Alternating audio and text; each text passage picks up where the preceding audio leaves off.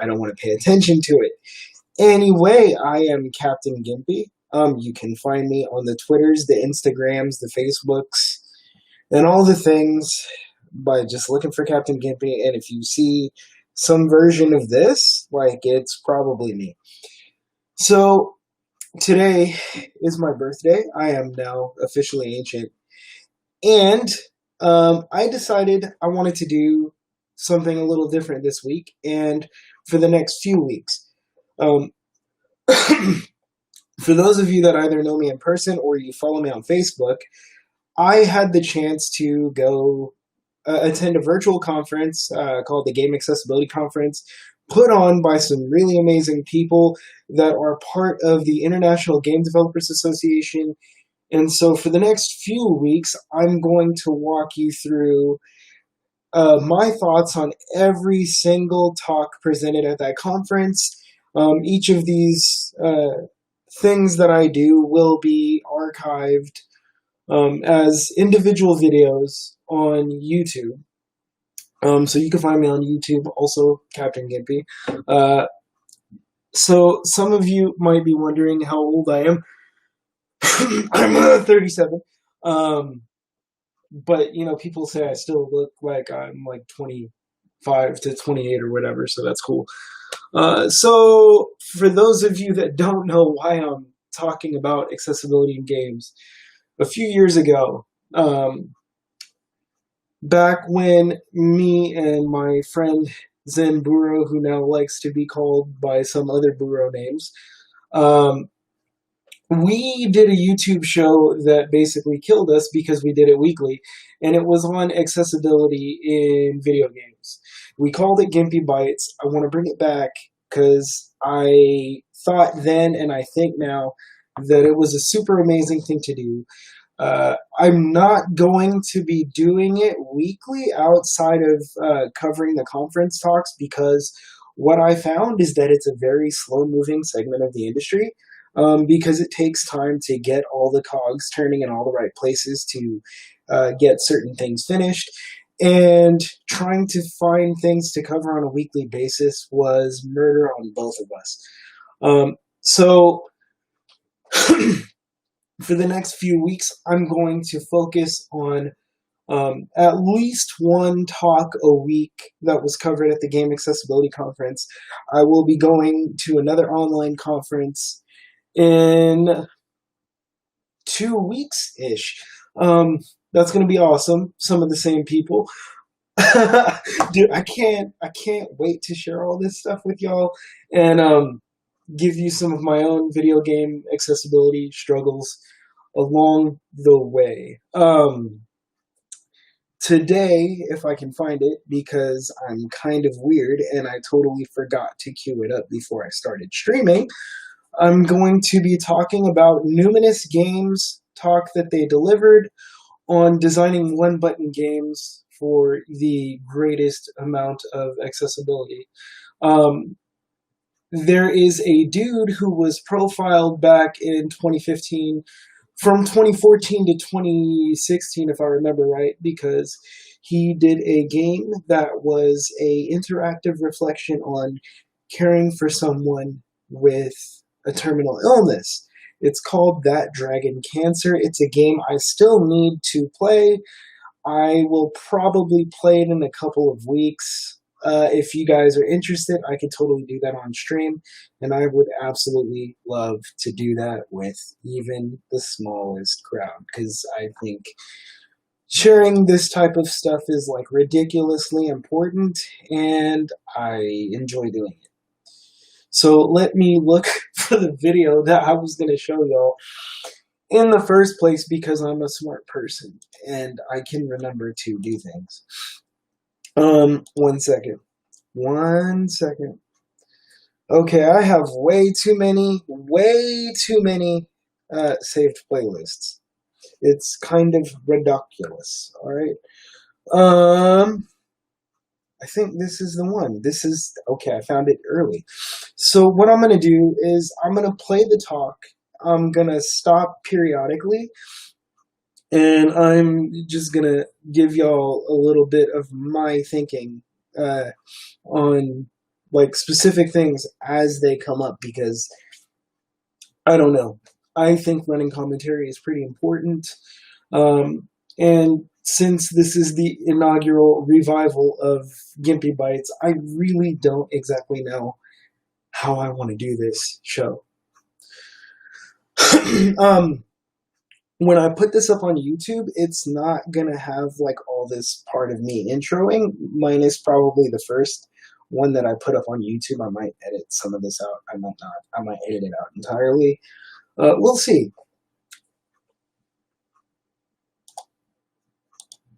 Okay. So, with that being said, if there's anybody in the chat, Geek Edge chat, thank you. Thank you oh so much. Happy birthday, Shirley. Much love. I wish the world was in a state where I could travel to New York and give you a hug, but since I can't do that right now, virtual hugs. So today, like I said, again, we're going to be talking about Numinous Games and Ryan Green's talk on designing one-button games, because accessibility in video games matters, and it matters in movies too, which is actually another thing that I kind of want to talk about. Dude, you know me. I'm always, yeah, I'm doing this on my birthday. So, man, you know what? Before I get into the talk on, let me do this for editing purposes. So before I get into the talk on Numinous Games talk, I guess the stream's going to be longer than I anticipated, but that's okay. I want to talk about accessibility in movies just real quick. So, blind folks, I have a couple of friends who have different conditions that have left them with very, very low vision, so they are legally blind, and one of them is totally blind. So, and then I have deaf friends, and I got a degree in deaf studies, and I can sort of ASL, although not that great. So here's the thing. Movies, like video games, and this is why they're connected in my head, are a part of our global culture, right? And one of the United States' biggest exports in the world is culture. It's not electronics goods. It's not raw materials. It's not any of that. It's culture. Because we don't produce anything in country, really. We rely on external manufacturing for the lowest prices. So, with that in mind, it boggles my mind that my blind and deaf friends have the most difficult time enjoying media. So, what do I mean by that? I mean that when it comes to movies, and this applies to games specifically too, and there's a talk on deaf accessibility and blind accessibility in games. They're two separate talks. But so to kind of tie those things together, when it comes to movies, because this applies to both media,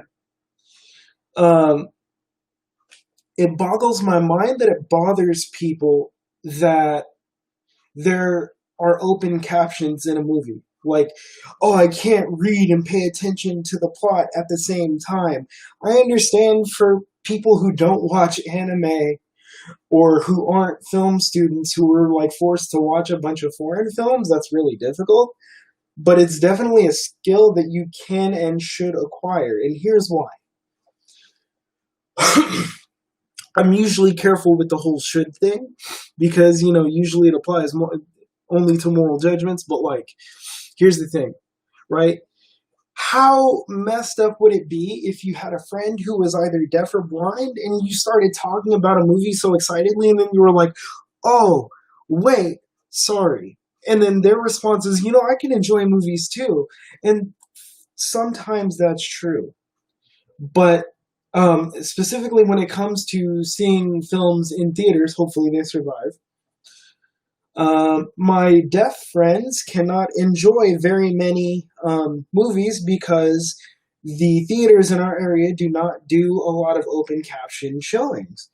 And the reason for that is purely because the other patrons at the theater are annoyed by the presence of captions, period. And I know what you're saying. You're like, oh, Captain Gimpy, bro. But they have those glasses things that caption the movie anyway. Why do we need the captions on the screen? The short version of that is because over half of them are either laggy or they're broken, as in they don't work at all. And then most, like 9 times out of every 10 times, literally, that this happens, instead of giving you a working pair of caption glasses, a theater will very likely just refund your ticket or give you a coupon for a future ticket, which doesn't solve the problem at all. Why is it still a problem? Why? Because you still can't enjoy the movie if there's no captions because the glasses are broken. It's that simple. And the same thing, theaters are better equipped for blind patrons because they have the headphone jack thing that will autoplay the audio description track, which uses blank auditory spaces in the movie's natural track to describe what's happening on the screen. But even then, sometimes those audio descriptions are either inadequate or laggy, and then you miss out on the dialogue. So for all of you who started watching me because of movie reviews, and if you're watching this on YouTube, I don't expect you to completely get where I'm coming from, but like understand that this is important, even though it doesn't directly affect me as a person because it affects people that I give a damn about. Okay, so that's why accessibility is important in media in general. I used movies as an example. But the same thing applies to video games. If you don't have captioning that's good and that is legible, and you don't have multiple forms of stimulus cues to cue various types of gamers, right. So Geek Edge Chat was just like, I need captions because I can't, like, you can't always hear the movies that good. Yeah, and sometimes if people speak low or there's like an audio mixing issue where the dialogue is just generally low throughout the whole movie, even if you can hear, like, supposedly normally, I can't always understand what the hell's going on. I can't. And I have ADD, so it's another mode of helping me be focused, right? So, I mean, dudes, it's not that difficult. Just tolerate the subtitles. Tolerate the fact that there are alternate ways of consuming media. It's not hard to allow people to have the space to enjoy their media too. It's really not. And if you think that we live in a place that should value things like togetherness, unity, understanding, and tolerance, dude, bruh, this is part of it. Accessibility is part of that whole idea. And if you find yourself cringing at that, there's a deeper issue at play, and I'm willing to have tons and tons of long-winded discussions about that. So that's the end of that portion. Doing this for later editing purposes again. And what we're going to do today is I'm going to play for you the talk given by the dudes over at Numinous Games on designing one-button games and why it matters to them and like what we can do as an industry moving forward. For those of you that don't know, I was a game development student and I studied animation and IT and a bunch of crap. And I worked on a couple of really horrible iPhone games that ended up doing okay on the App Store for a little bit. But I've been playing video games basically since I was like 2 years old. I grew up in the arcades. I used to review video games. I also used to sell video games to friends pretty widely. Oh, and Senor Hogan, I know you'll probably be using them captions because that house is loud. So yeah, um, so I do have a long history with the video games, both as a student of game design and as sort of kind of a developer and a gamer. And I have CP, ADHD, and I'm on the autism spectrum, but you can't tell because people beat into me that I need to look into your eyes. So if you're in front of me, all you'll notice is that one of my eyes is crazy. See? One of them's crazy. All right. So without further ado, I'm going to play for you the talk I have lined up.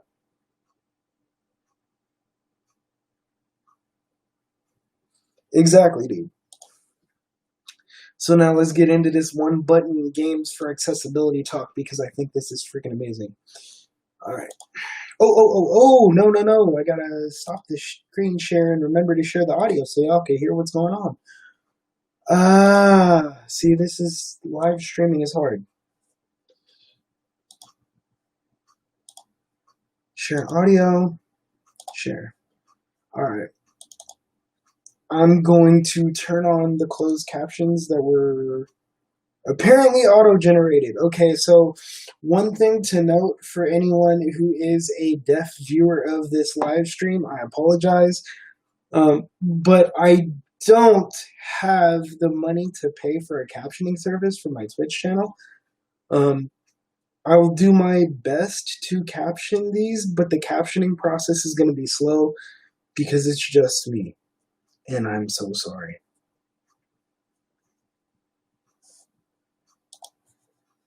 All right.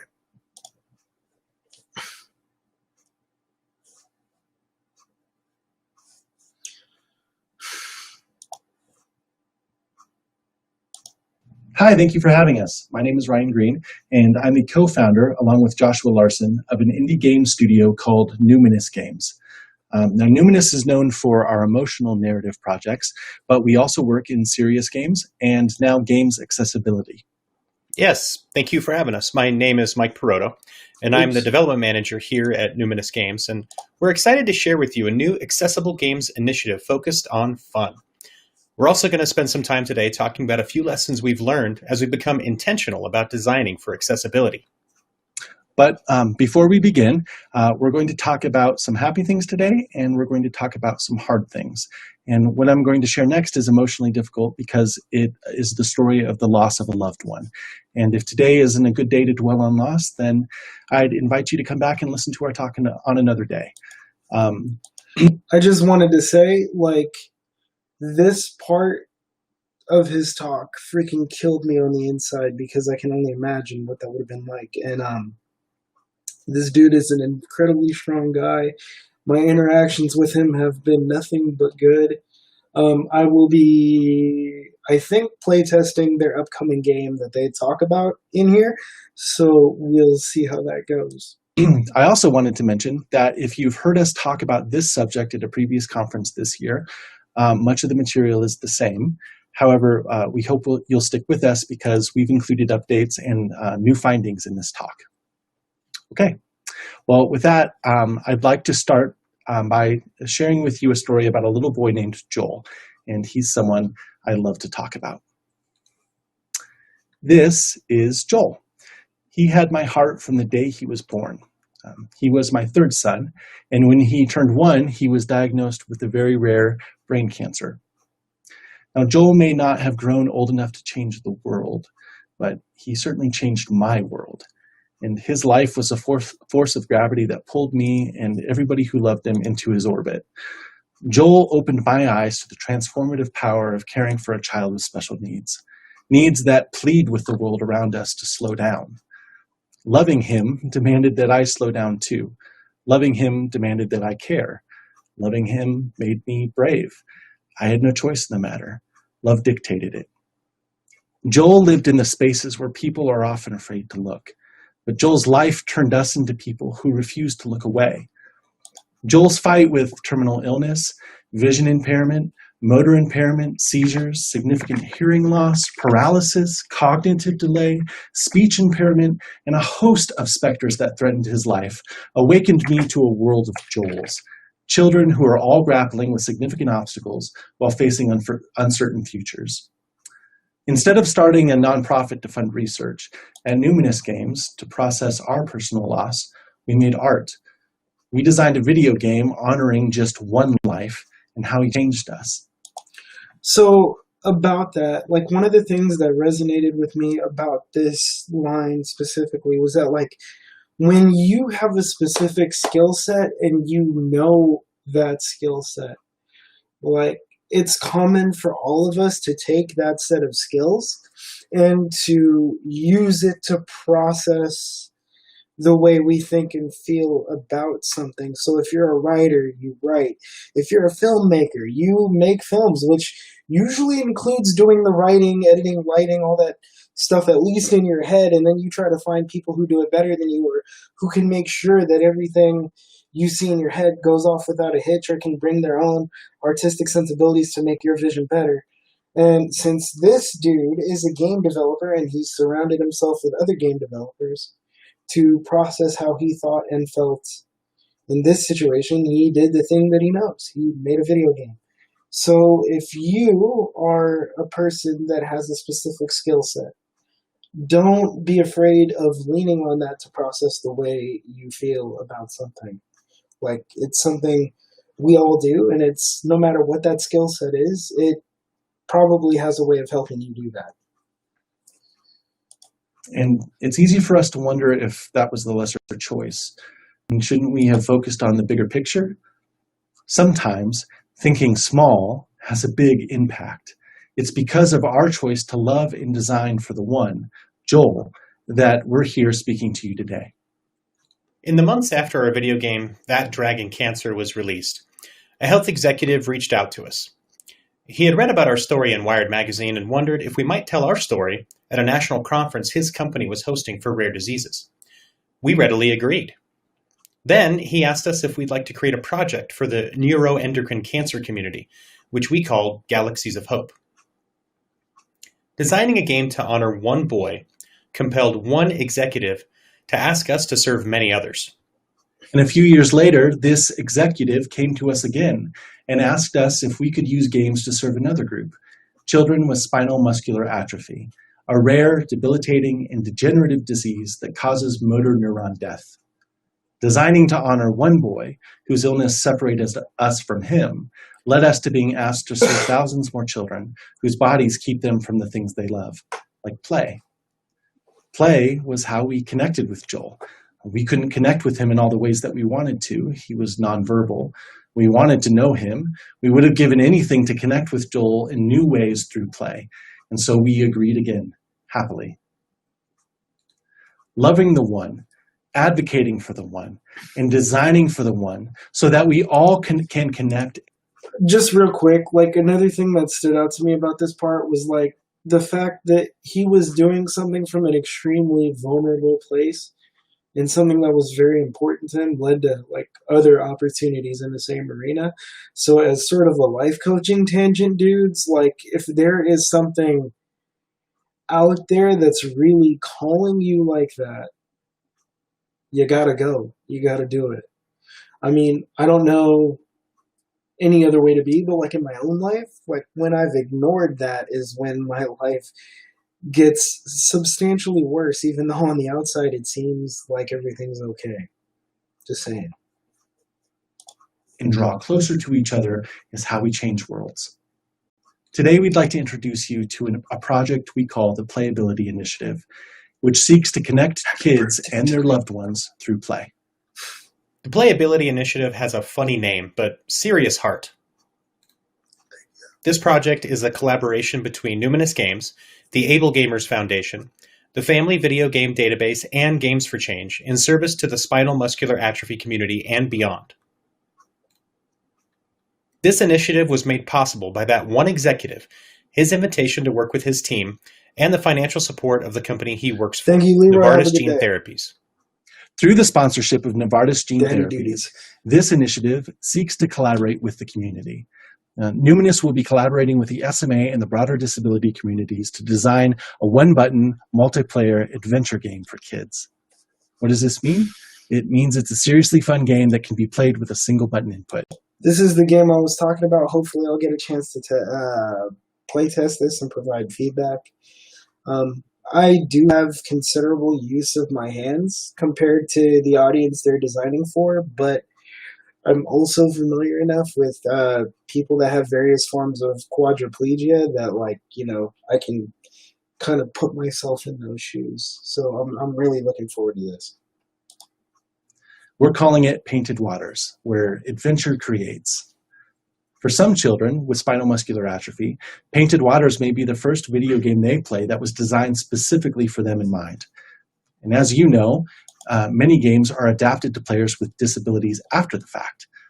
We're collaborating with Able Gamers to not only bridge the gap between games and their players after a game has been created, but to consider all players in the design process from the very beginning. What if, instead of starting with what the majority of players were capable of, we started with what a single player could do? What if this one player could only move one finger? Could we make a game that's fun for everyone based on the abilities of the one? What if this same game helped players and their families learn more about the types of games and adaptive technology that were available to them? We're working with Able Gamers to design a special game mode inside Painted Waters that will help parents, caregivers, therapists, and educators assess what their child can do and point these adult advocates to adaptive technology best suited for their child's needs and the existing games that they'll love playing. The next aim of this initiative is to connect players with the games they'll love. Once players are connected to the adaptive technology best suited for them, they'll need games to play. When a parent of a child with a disability tries to find a suitable game for their child, as you all know, it isn't as easy as looking for the E for everyone. So some of y'all at Numinous Games follow me on Twitter. I just want to let you know, it'd be cool if there was a database like that also listed grown-up games, because, man, especially games that are fully compatible with things like the Xbox accessibility control, Sony's new PS5 accessible controller, and whatever other options are out there, because that would be amazing. I think it would change a lot of gamers' lives. There is a website called caniplaythat.com. I think it's .com or is it .org. Just Google "Can I Play That" and you'll find them. That's really, really cool. A lot of people there do accessibility reviews based on their specific needs, and it's really, really useful and insightful for people that are looking for that information. One rating. Everyone usually doesn't mean their child. Everyone is not the one. Each child has unique abilities.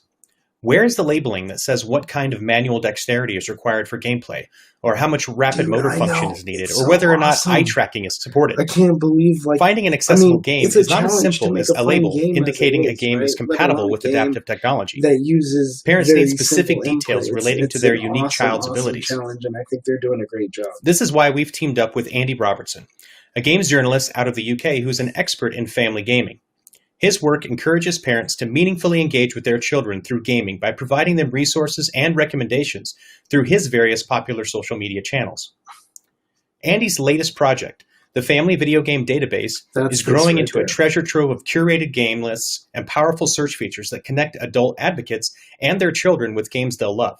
Thanks to the support of the Playability Initiative, Andy and his database partner Rich have been hard at work enriching the datasets in the database to include a wealth of accessibility search filters. Andy's also been working with accessibility experts in the community to expand the database listings with accessibility data on over 150 games. Thanks to the community collaborators, this list is growing. And if you have a favorite set of accessible games you'd like to see added to the database, we'd like to hear from you. We're also seeking to engage. So right now, I wouldn't consider myself an expert, but if anybody's interested in tossing me something that they have questions about, specifically when it comes to people with CP, or similar neuromotor impairments, I'd be down to test it because I'm kind of getting tired of games coming out that I literally suck at, not because I suck, but because the controls render the game unusable to me. So, if y'all want help with that, members of the SMA community to share their experiences in gaming. Jack Friedman, one of our collaborators, is writing blogs about his gaming life, covering subjects like why he doesn't like timers in games and how designers can consider players like him. If you're interested in connecting kids to games, encouraging creative expression in the disabled community through digital tools, or inspiring game designers to think inclusively, we want to hear from you. Throughout the life of this initiative, while we as game designers learn how to serve our players, we will also seek to challenge inclusive designers of the future to consider individual players and their abilities. Numinous will be collaborating with Games for Change in this year's Student Design Challenge.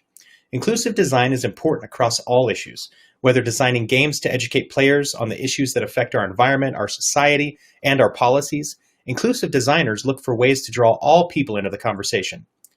Through the sponsorship of Novartis Gene Therapies, Numinous will be working with Games for Change to create teaching materials that convey what we're learning as new inclusive designers through our own learnings and through initially learning from experts in the field like the Able Gamers Foundation. We look forward to collaborating with you and serving a community of players who will change the world through their play together, their empathy for each other, and their creativity to apply inclusive design thinking to all that they do. For anybody watching this later or now who is involved in inclusive design, is there a project out there that teaches or tries to convey the value of accessible design in architecture and how that can impact a disabled person's interactions with their environment? Because that would be super cool, and I don't think people get it yet.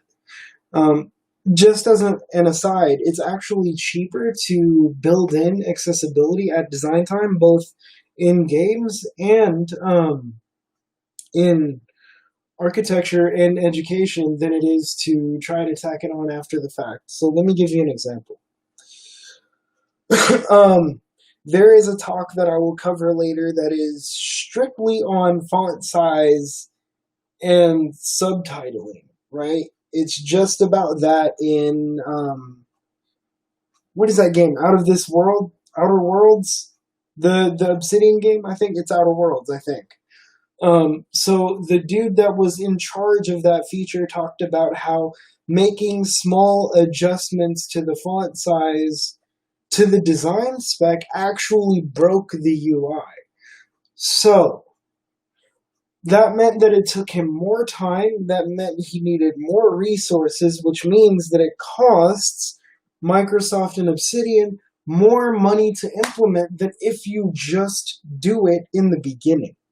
Because then you design the UI not to break at the font constraints that you set for it, whereas if you have to do it after, you always, as a developer, I used to do web development, right? And so as someone who also did that, there's nothing more nerve-wracking than having to think about whether or not your design is going to hold up if the end user scales up the font, changes to a high contrast mode, or, stuff or if they're using a screen reader. It sucks to think about that after the fact, especially when the site's already done. Same thing in games. So please, please, please, if you're a developer of any kind, think about this stuff beforehand rather than somebody telling you there's a problem and then being like, oh, I should have thought of that. Or, oh, it doesn't matter because I don't care. That's the latter response, we have to talk about. Again, if you have questions, at the end of the stream, I'll throw my email out there. You can ask me whatever you want. We'd like to thank Novartis Gene Therapies for their support in this endeavor, and we look forward to sharing more with you in the year to come. In the last half of this talk, we'd like to share with you some of what we're learning as newly minted inclusive designers. We want to show you what happened when we asked ourselves, what if we start by designing for one player and their abilities? First of all, we're not experts at inclusive design. Yet. Our industry is seeing encouraging growth in accessibility, most notably with the wealth of accessibility features included in the blockbuster game The Last of Us 2. But accessibility in games has a long way to go. For change to occur, small developers like ourselves and large developers need to start considering all of their players when designing games. We expect to fail. We expect to learn. We're listening, and we're committed to sharing that journey with you. And so today we'd like to share a little bit about what our team is learning while designing for The One. In our case, that means folks like my friend Zach, who hasn't played games for years, and the children Hashtag CP life. That's my dude. we've met working on this initiative. Some who can't breathe without a trach, some who can only slightly move their fingers, some who play with their eyes. The first design tip I want to share with you is to encourage you to find the one to design for. Parents, therapists, educators are all evaluating our games with a particular player in mind, and that player has a name. This is Zach. He writes children's books. When I was first starting discovery work on this initiative, I thought, hey, this guy that comes into the local coffee shop has cerebral palsy and writes children's books about kids with disabilities. Maybe he'd be a potential collaborator. After introducing myself, however, Zach and his aide John became fast friends, and we've spent many hours over the last year talking about family and films and the stuff that ticks him off and the stuff that makes him happy and his ambition as a creative. I asked Zach early on if he played video games, and he said he didn't. He used to play, but when he found out that his controller wasn't really controlling the games he thought he was playing, he stopped. He hadn't played in over a decade. I asked him, if I made a game for you, would you be willing to try it out? Because I have this sweet new Xbox Adaptive Controller, and I make games. He readily agreed. He told me he used to like downhill skiing and playing ice hockey when he was growing up. But even in those real-life sports, he faced the same frustration of a lack of autonomy. He didn't have as much control as the people helping him did. And so in my free time, while working on this initiative, I also made a 2-button air hockey game and a downhill skiing prototype. Now, I'd love to say that these playtests went perfectly, and Zach was able to cruise elegantly downhill on his new virtual skis, and our fast-paced hockey game was nail-biting to the end. But that's not how it went. The prototypes were buggy, and as a novice inclusive designer, my implementation was flawed. But what I remember most is the smile on Zach's face. He'd been reintroduced to gaming, games built for him to play, and I made a new friend and a ready collaborator who could bring his writing to life. So I'm not gonna lie. This is the second part of the talk that made me cry because, dude, yeah. So, does anybody remember the Nintendo Wii? The Nintendo Wii was a difficult thing for me. Because most of the games that were out for the Wii required that you use the nunchuck, and like, I'm gonna see if I can. I was gonna do a whole video on this, but let me see if I can show you like right now. So most of the time, I can hold the control just like y'all, right? One hand on one side, one hand on the other. I can use my left hand to a certain extent. I can't really show it because it's weird. But so if you notice, this is my left hand, right? I can't exactly control where it goes, whereas this is my right hand. I can control exactly where it goes. So when it came to the Wii and the nunchuck, like when I have to hold something like a TV remote, wherever the hell I put that thing, so I'm going to use my phone as an example, right? So if I have to hold it with my left hand and I have to hold it straight, I have to grip it like a claw. So that basically means that if it's vertical, my mobility in my left thumb is dead. Like, I can't do anything with it other than hold the thing and very slowly move my thumb, which is not good for Twitch gaming. And Nintendo, during the Wii generation, did not use the Pro Control a lot. They didn't provide that as an alternative, which that alone, for me personally, would have meant the difference between being able to play like 90% of games on the Wii and just playing GameCube games when I already had a GameCube. So there's that. And you'll find that people with various disabilities have different mobility challenges, which is why a community around accessibility in video games is so important.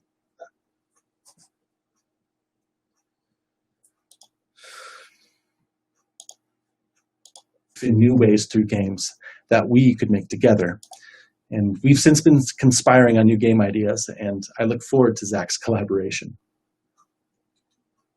Through working on prototypes for Zach and prototypes for kids with SMA, I learned something pretty obvious, but I still think it needs to be said.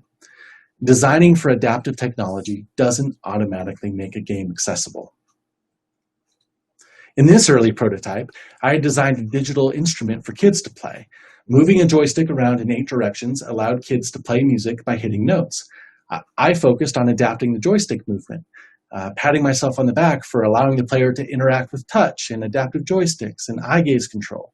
However, I had neglected one-button players by only giving them the ability to tell the animals to sing. Some of my players could compose beautiful jazzy riffs, but some of my players could only conduct the choir by pressing start and stop. It's often not good enough to simply make a game that works with a mouse pointer or a single switch. You have to know how the adaptive technology that connects the player to the computer works in their own homes.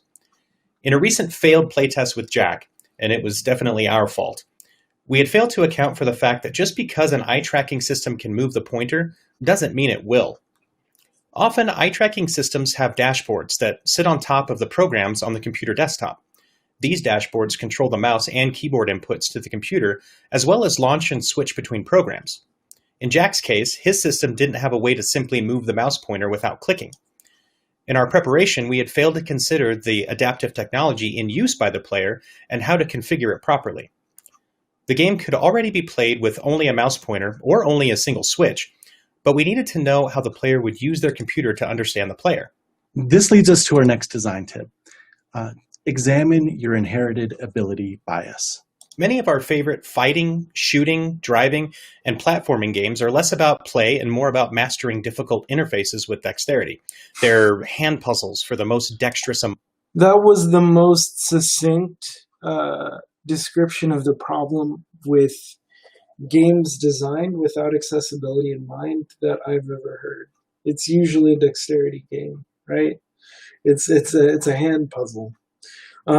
Somewhere down the line, like it might even be before I finish doing the series on these talks, I'm going to go through why I think Control is one of the most accessible games, in my personal opinion, that I've played, like, for me. If any of you have any reasons why some of those accessibility options don't work for you or what's missing, like, I would love to hear it because there's a lot I don't know. So I'm going to have to learn from y'all. Among us. With players who can do this, it's no wonder I can never last more than a few minutes in Fortnite, and I really would like to play Fortnite. Knowing that I needed to avoid the trap of designing for dexterity, I focused on simple controls. I researched adaptive technology, special ordering custom 3D printed joysticks, but I brought in my own inherited bias as well by designing for joystick-based movement. Here you see, in my playtests, some players were able to navigate the joystick or touchpad to make the unicorn draw pictures on the pond. But for my eye-tracked player, I had neglected to support gaze-only input. Since they couldn't use any of the fancy switches I bought, they couldn't look and press a button like the game required. Likewise, players who could use a one-switch setup weren't able to move as freely as their joystick-powered peers. Our assumptions about most players being able to play neglected the one player who plays with a single button. Thankfully, Numinous recently hired another talented designer who recently evaluated our early prototypes. His name is Hayden, and he had the following observation. Prioritizing joystick movement makes using adaptive input tedious and annoying.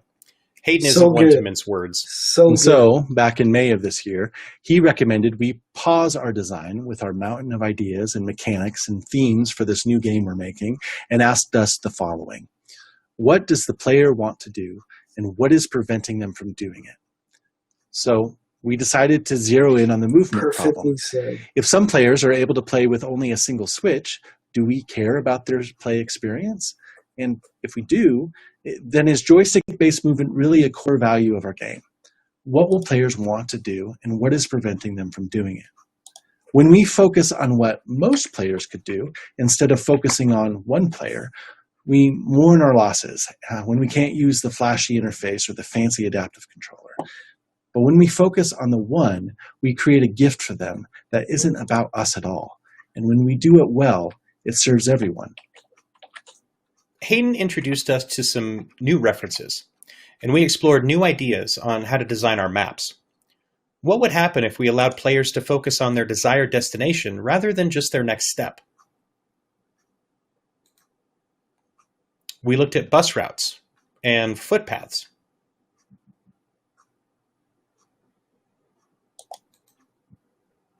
We thought about planning paths by bouncing characters around an environment, or using line of sight to determine the next destination based on 8 cardinal directions.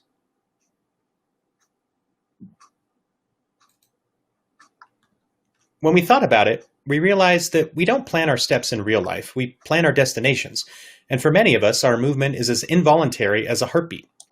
Why do we value joystick movement so much in our games? Sometimes joysticks just get in the way.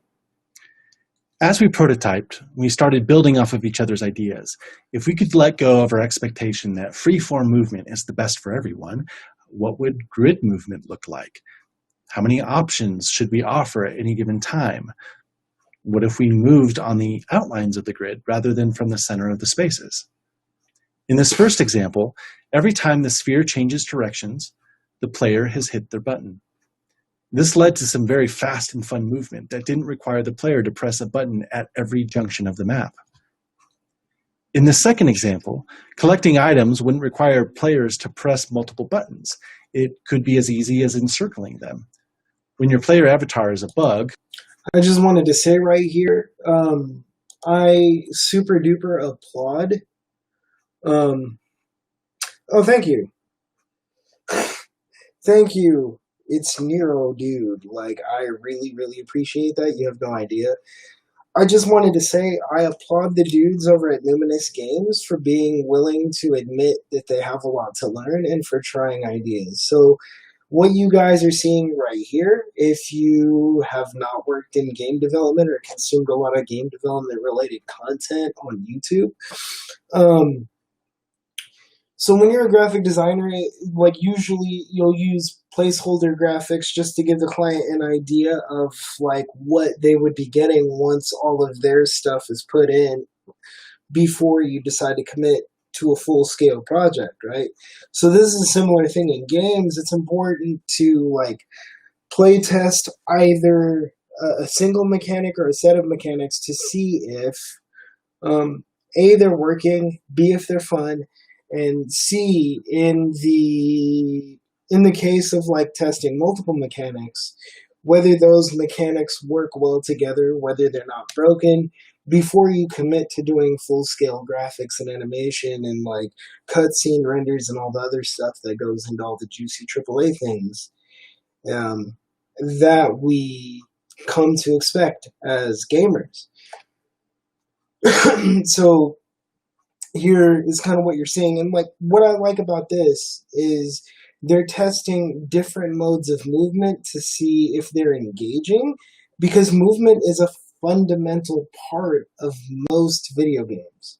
Like, so if the movement is not fun, the rest of the game isn't fun no matter what you dress it up in. So that's sort of what you're looking at here. Oh, wait, I gotta click on actually.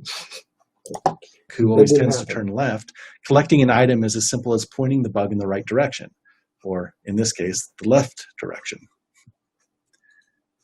In this third example, we changed the shape of the grid.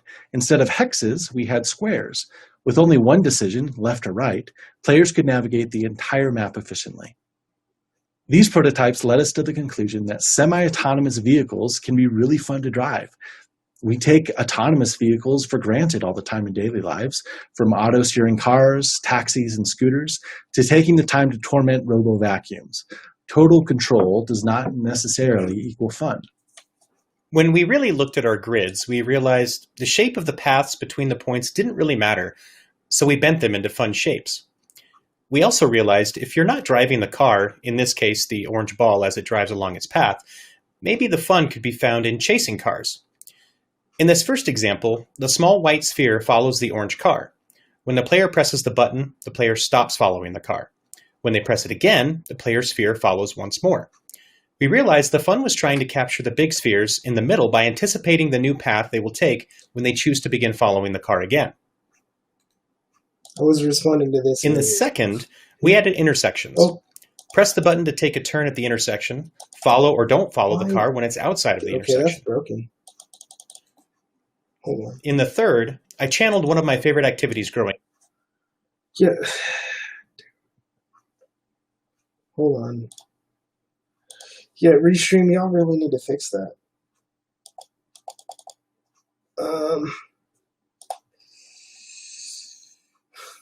That should be a toggle Restream. I'm gonna tweet you at that.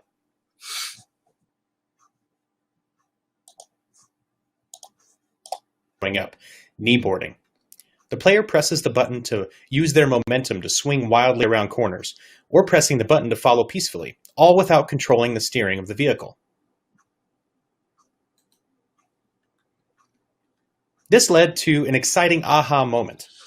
We realized the fun is in the space between the paths, not in following the path itself. So we fashioned a mini golf prototype.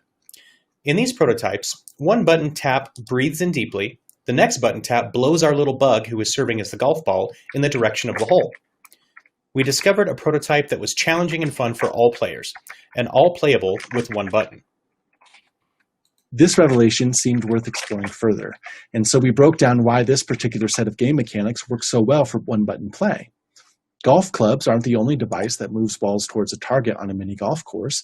There are multiple paths, simple random number generator devices that interfere with the ball's path, and there are obstacles that remain static or they move the ball. Mini golf players typically move on paths on the outside of the playfields, but there are often beautiful or challenging nooks and crannies to explore on the course, or in some cases, out of bounds. Holes have targets, but sometimes it's the bonus targets that are the most fun, activating water features, or windmills, or hidden paths. Hayden, inspired by Plinko, Pachinko, Pinball, Peggle, and other marble-centric games, has been designing physics experiments to discover fun and engaging playfield designs, with just the right amount of balance between strategy and chaos to move objects from one side of a field to the other using gadgets activated by the player. My favorite prototype here is in the bottom left, the Y-shaped obstacles. Removing one allows the other obstacles to fall and wedge together, creating a challenging and changing playfield to move many objects at once with a simple tap of a button. Brock and I have been taking what we've learned through working with our collaborators about player input and UI and UX essentials, and from Hayden's design notebooks to start to lay out some prototype level designs. We're looking forward to our playtests in the coming months with Playability Initiative Facebook group members and our collaborators. We look forward to Painted Waters becoming a relaxing and a fun place for all ages and abilities to express their own creativity, problem solving, and desire for adventure as they play together. This leads us back to Hayden's original challenge to us. Instead of dwelling on player movement, he challenged us to find the fun. We'll leave you with this. My bias could only be confronted by knowing the players I'm serving and by designing for them instead of to meet my own needs. By gathering a team willing and able to challenge assumptions, we continue to uncover design bias together. And as one of the co-founders of Numinous, I recognize we have a long way to go as we seek new collaborators, listen, learn, and practice inclusive design. Loving Joel gave me new eyes to see beyond my own world. And to no one's surprise, the new friends we're meeting as we venture out on this new journey are worthy of consideration too. Love dictates it. Thank you. All right, my dudes.